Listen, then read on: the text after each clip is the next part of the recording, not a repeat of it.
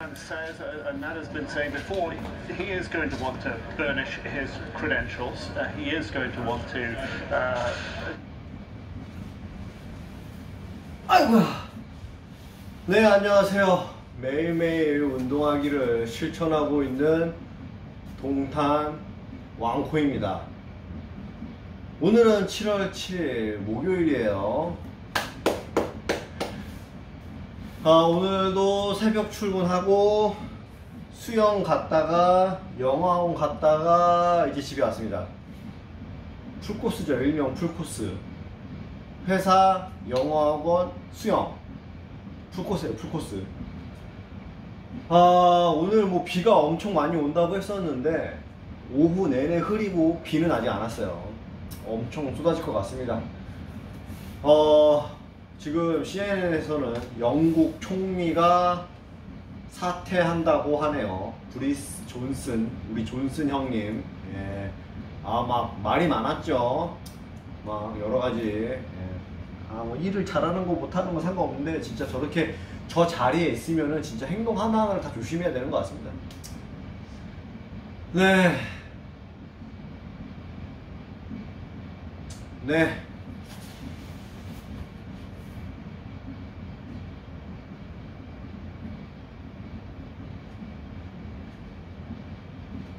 네, 일단 운동할게요. 저기는 되게 독특해요. 막 먼저 일어나는 사람이 말을 하는 건지 그걸 잘 모르겠어요. 어쨌든 일어나면은 다들 안 씁니다.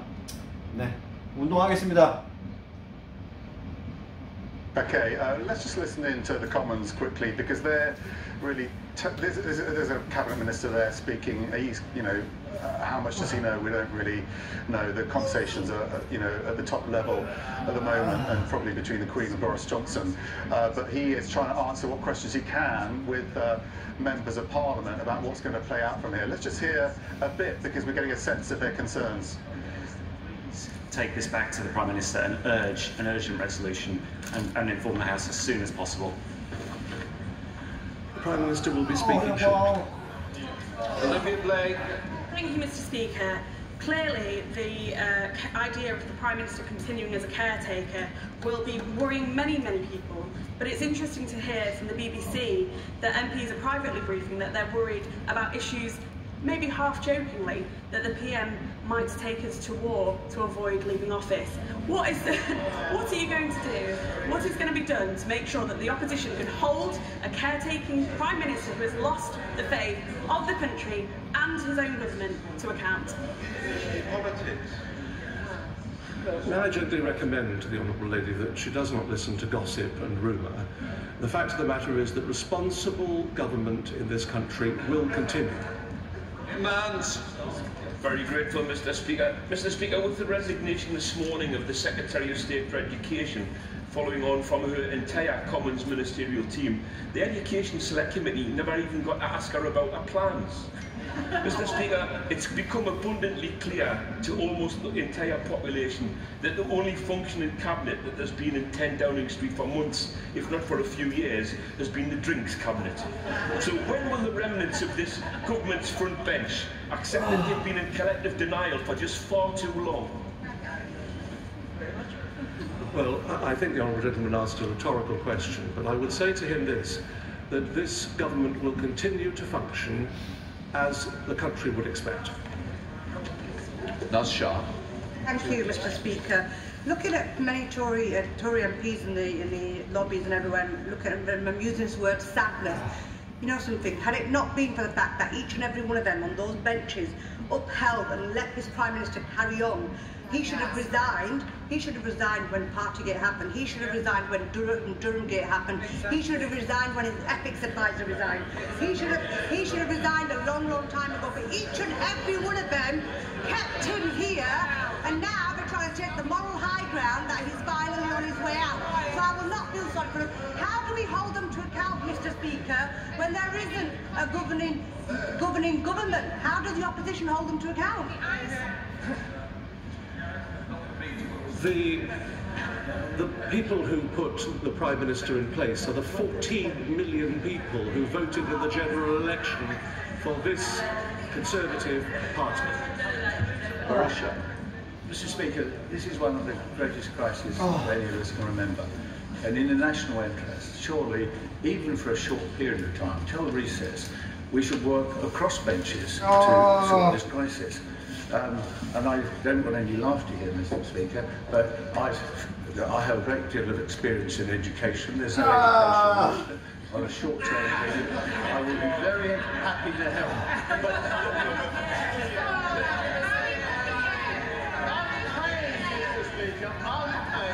But this, our constituents would want us across benches to work together, forget this petty politics and get this government working again. Well, I thank the honourable gentleman, Mr. Speaker, but his services are not required. And the reason his services will not be required is because there are a plethora of talented and dedicated individuals on the benches behind me who will serve in this government. Thank you very much, Mr. Speaker. For many people in Scotland, the outgoing Prime Minister is Westminster personified. Backward, unfit for purpose, delusional and disgraced. And now, just like the union he is the Minister for, he is isolated, broken, bereft of ideas, and his time has come. The party is over. So can he tell me, will there be a leaving do in number 10 tonight? Because we'll be raising a drink in Coatbridge Chrysler and Bellshill. Well, Mr. Speaker, I don't think there's any serious answer expected from that frivolous question. Andy Slaughter. Thank you, Mr. Speaker.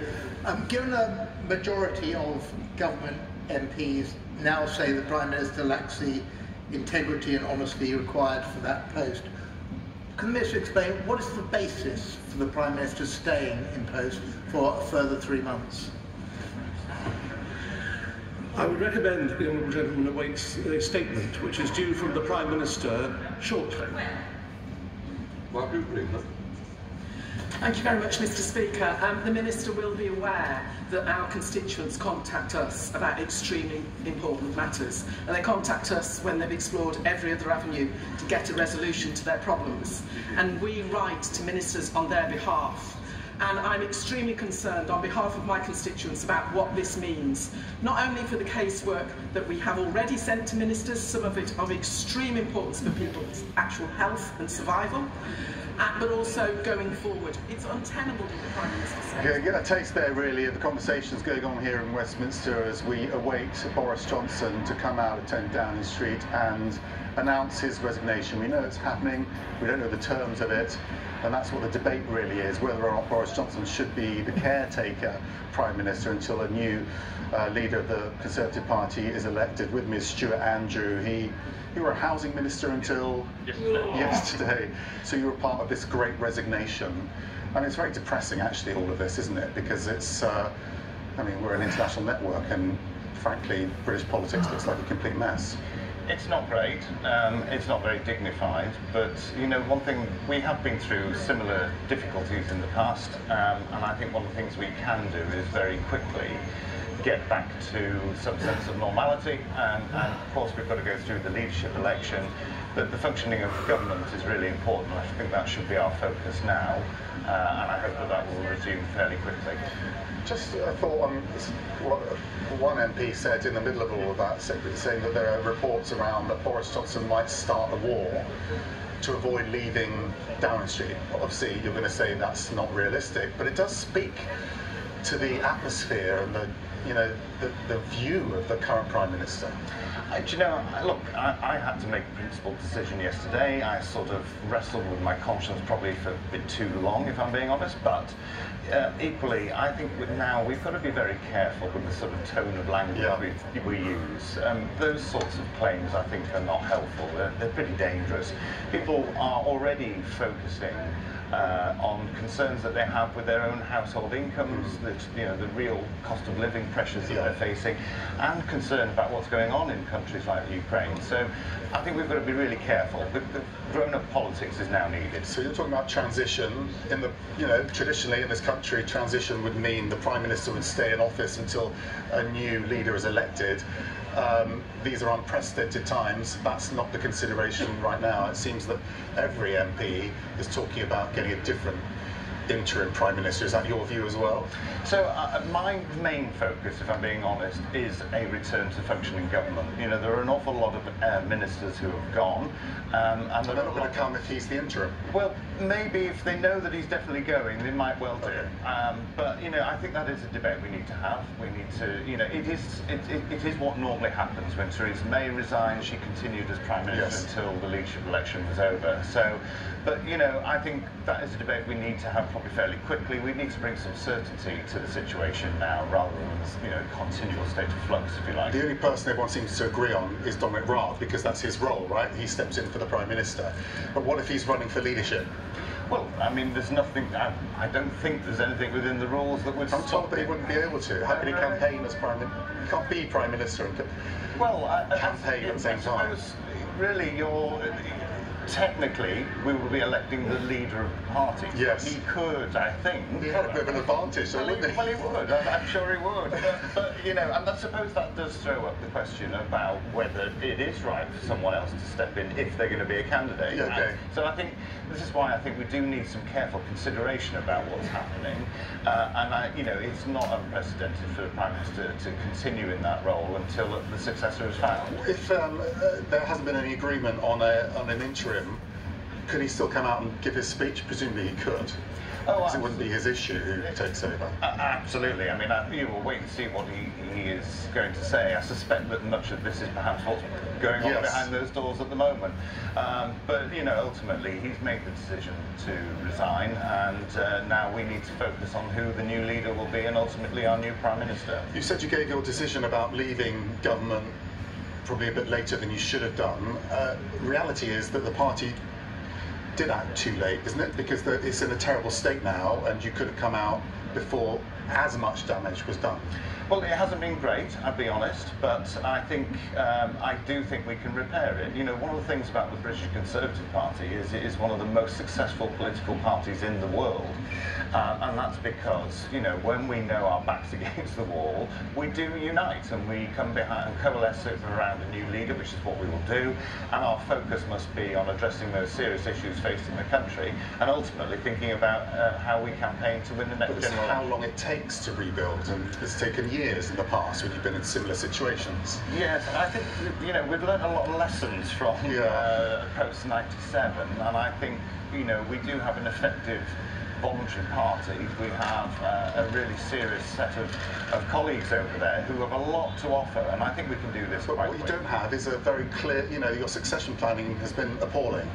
There's no one obvious to take over who has the support of the party, but could also potentially win an election. Well, I think that's been said before, and ultimately somebody does come out of it. Cameron, for example. Yeah, exactly.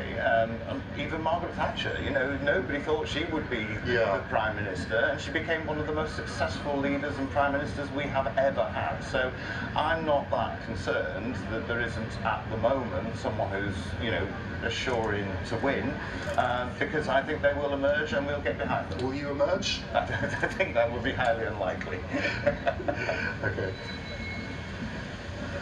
Okay, we're going to speak to Anita Boateng now. Thank you very much indeed for your time, and good luck today. We're all watching that door, aren't we? Anita, I mean, what do you make of today's events? I think they are once again extraordinary. I'm slightly running out of superlatives to describe what's taken place over the past 72 hours.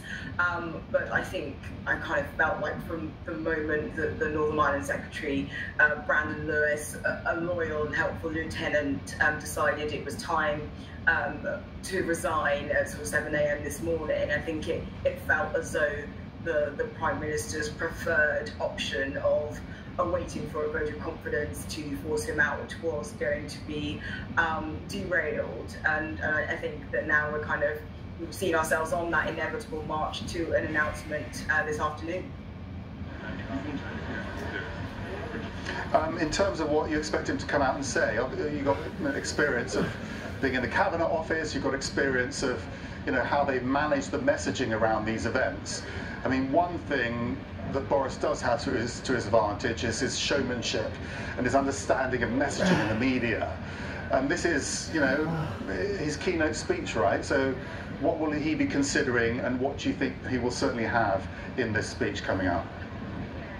Yes, and I think that the Prime Minister's always been cognizant of legacy, and so I think it will be very important, and well, we all know the speech is being worked on as we speak, that he, you know, reflects what he feels have been his considerable achievements in office in the past nearly 3 years, and so, you know, talking about his success in breaking the Brexit deadlock, in that remarkable 80-seat majority result, in his handling of the pandemic, particularly around the vaccinations programme, in his relationship with Zelensky and the fulsome support the UK has provided in, and I would argue, kind of leading Europe and building a really strong alliance